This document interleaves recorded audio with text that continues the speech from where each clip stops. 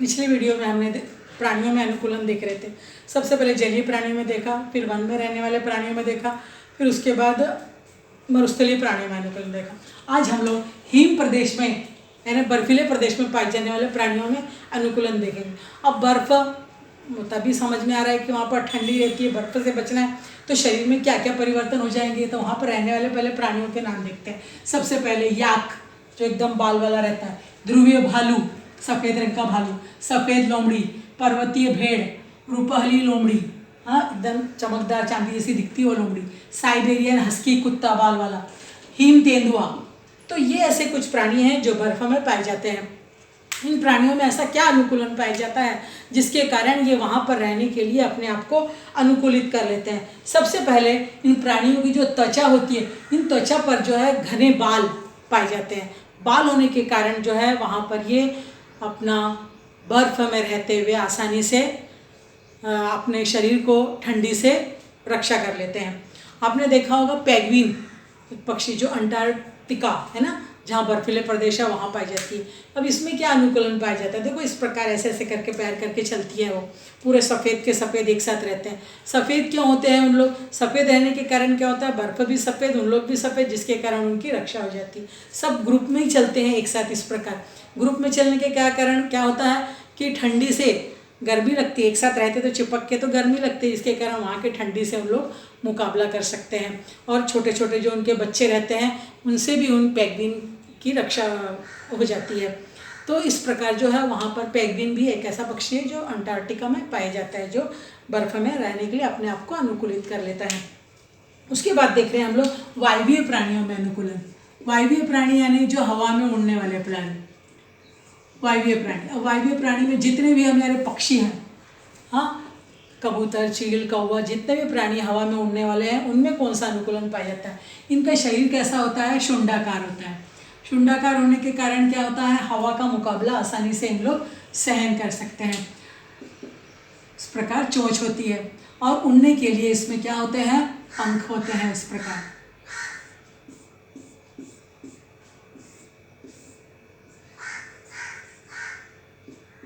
इसमें शरीर और पैर जो होते हैं छोटे छोटे और मजबूत होते हैं।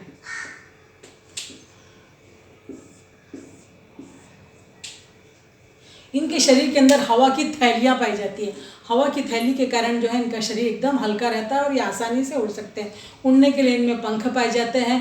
भोजन को ग्रहण करने के लिए चोंच पाई जाती है इसमें। तो ये उड़ने के लिए ये वायवीय प्राणियों में पाए जाने वाला अनुकूलन है। उसके बाद सरीसर्प वर्ग के प्राणी। सरीसर्प यानी जितने भी प्राणी रेंग कर चलते हैं उसमें आते हैं सरीसर्प प्राणी।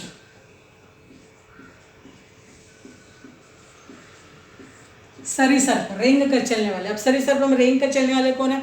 सबसे पहला तो सांप हो गया, मगरमच्छ हो गया, गिरगिट हो गए, छिपकली हो गई, जितने भी रेंग कर चलने, कछुआ हो गया, ये सारे प्राणियों में कौन कौन से अनुकूलन पाए जाते हैं?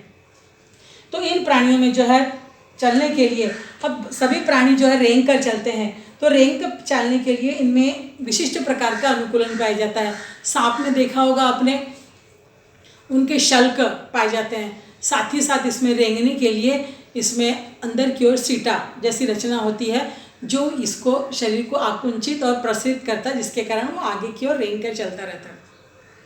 उसी प्रकार गिरगिट हो गया, छिपकली हो गई, इसमें जो है उंगलियों में ऐसे पकड़ने के लिए अंग होता है, जिसके कारण वो दीवार को अच्छी तरह से पकड़ के रखी रहती है। कछुआ में भी चलने के लिए छोटे छोटे पैर पाए जाते हैं, जिसके कारण वो रेंग कर आगे चलता है। उसी प्रकार मगरमच्छ भी, ये भी जो है शरीर आपने देखा होगा, छोटे छोटे पैर है जिसके साथ से वो आगे की ओर रेंग कर चलते हैं। तो ये रेंगने वाले प्राणी हैं जो उस जमीन पर रहने के लिए अपने आप को अनुकूलित करते रहते हैं। इसमें रंग बदलने की क्षमता पाई जाती है इन प्राणियों में। देखा होगा आपने गिरगिट वगैरह या कुछ छिपकलियाँ होती है, सांप होते हैं जो रंग बदलते हैं, यानी उस परिसर में अपने आप को उस रंग के आधार पर अपने शरीर में परिवर्तन कर लेते हैं, जिसके कारण उनकी रक्षा हो जाती है। तो ये हो गया हमारा सरीसृप वर्ग के प्राणी। अब कुछ प्राणियों में अनुकूलन भोजन ग्रहण करने की पद्धति के आधार पर अनुकूलन पाया जाता है।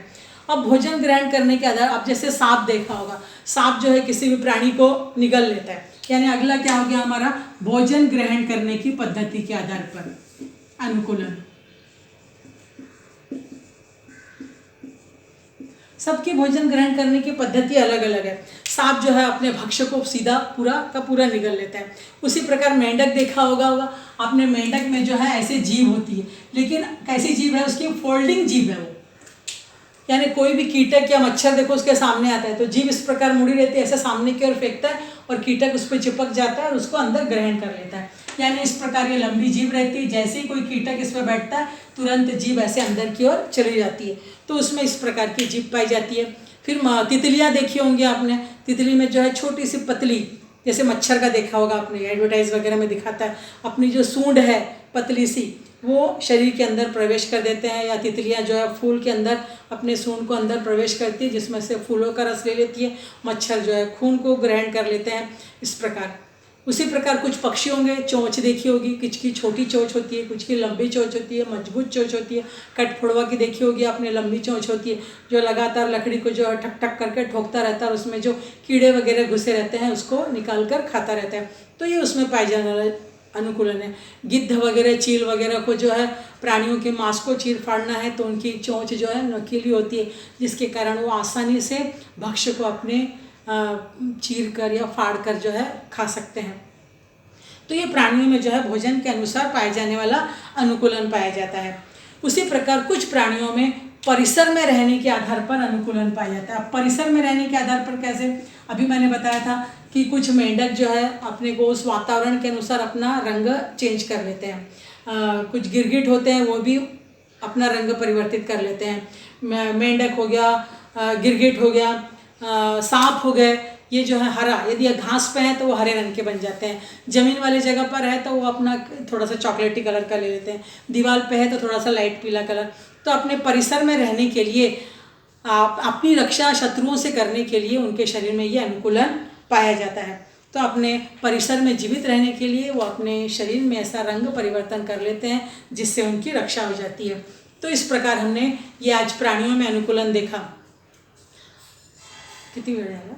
अब हम लोग देखेंगे डार्विन का सिद्धांत। तो ऐसा कौन सा वैज्ञानिक था जिसने बताया कि प्राणी जो है उस परिसर में अपने आप को किस प्रकार अनुकूलित कर लेते हैं। तो डार्विन नामक वैज्ञानिक, इन्होंने अपना एक उत्क्रांति का सिद्धांत दिया था। उस सिद्धांत को क्या कहते हैं? प्राकृतिक चयन का सिद्धांत। उनका सिद्धांत क्या था कि जो सक्षम है वही जीवित रह सकता है, अक्षम इस संसार में नहीं जीवित रह सकता। आप लोगों ने देखा होगा जब कभी आपको ज़मीन में बीज बोने को कहा जाता है तो कुछ बीज अच्छे से अंकुरित होकर आगे की ओर बढ़ जाते हैं और कुछ वहाँ पर ऐसे लुढ़क के गिरे रहते हैं, छोटे से सिकुड़ के पड़े रहते हैं। तो वो क्यों? पानी हवा का प्रतिस्पर्धा नहीं कर पाए और नहीं जग पाए। उसी प्रकार कभी कभी देखो हमारे बिल्डिंग में देखो किसी कुतिया ने बच्चों को जन्म दिया रहा, 10-12 बच्चे जन्म देती है, लेकिन लास्ट तक कितने बच्चे बचते हैं? केवल एक आधिक बच्चा बचता रहता है। क्यों? देखो, जो मजबूत रहता है वो सबको धक्का मार के माँ के दूध तक पहुँच जाता है और दूध ग्रहण करता है। जो मरियल रहता है वो पीछे रहते जाता है, अक्षम, और वो धीरे धीरे फिर माँ के पीछे चलते चलते कभी नाली में गिर जाता है, कभी एक्सीडेंट में उसकी मौत हो जाती है। तो जो मजबूत होता है वही भोजन ग्रहण कर लेता है। जैसे हमारे घर में ही देख लो, मम्मी के यदि 3-4 बच्चे हैं, उसमें जो मजबूत बच्चा रहता है वो अपना भी बिस्किट खा लेगा, उसका रखा हुआ बिस्किट भी खा लेगा, और जो बेचारा कमज़ोर बच्चा रहता है वो हाँ मम्मी देगी तो खाएगा ऐसे करके, तो जिसके कारण वो कमजोरी रहते चला जाता है। और फिर यही गुण, दूसरा उन्होंने क्या कहा, यही गुण फिर अगले पीढ़ी को संक्रमित होता है। यानी प्रकृति उसी का चयन करती है जो उस वातावरण में रहने को अपने आप को अनुकूलित करता है। अभी आप कोरोना का उदाहरण देख लीजिए। अब कोरोना हर किसी को तो नहीं हो रहा है, उसी को पकड़ ले रहा है जिसकी रोग प्रतिकार शक्ति कम है। यदि हम भी अपनी रोग प्रतिकार शक्ति को बढ़ाए रखेंगे तो हमको भी रोग नहीं होगा, और वही गुण फिर अगले पीढ़ी को जाता है। या हमने देखे होंगे, एक मच्छर का उदाहरण ले लेते हैं।